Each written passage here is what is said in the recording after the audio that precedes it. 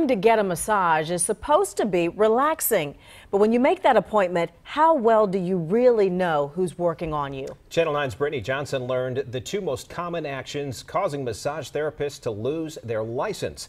It is a small percentage of people, but what they're doing could leave you traumatized or injured. Everything started out fine, but I quickly realized that something just felt off with the massage. Jody Pope says she couldn't see exactly what was happening during her massage in 2017 at this Massage Envy in Ballantyne. But having had massages regularly for years, she told me she could feel something was wrong. That he was only massaging me with one hand, and that was not the norm. She says she sensed the therapist was doing something inappropriate with his other hand. But I was so frozen and petrified, I just didn't know what to do. At first, she froze. At that point, something just in me clicked, and I jumped up and I told him to get the blank out. Pope filed this police report describing inappropriate behavior. Some of the allegations are too graphic to air.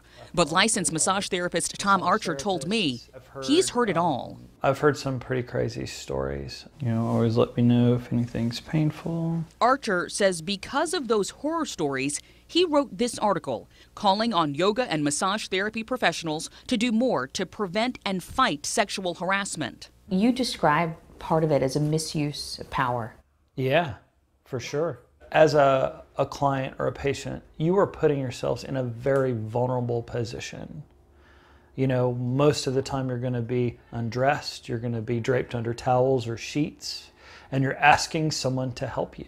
Archer does specialized therapy and often posts online about his work.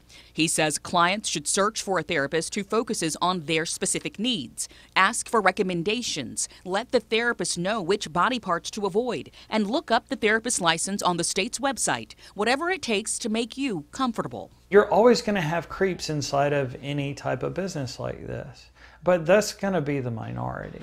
Archer says people with bad intentions should be weeded out in massage therapy school, but sometimes they make it through. State records show over a year and a half, from January of 2018 through June of 2019, 39 therapists in North Carolina had their licenses revoked, roughly half for inappropriate sexual contact. Some were reported multiple times for inappropriately exposing and touching clients. Board documents show that one even contacted a victim on LinkedIn, telling her not to tell her professors he had exposed or massaged her breasts. Some complaints led to criminal charges. In Pope's case, I broke down in tears, devastated. No charges were filed. He knows what he did to me. And because I didn't physically see what he did or what his body parts and because I froze and didn't move quick enough, he gets away with it. Besides filing that police report, she told management, but worries he could still be in the industry.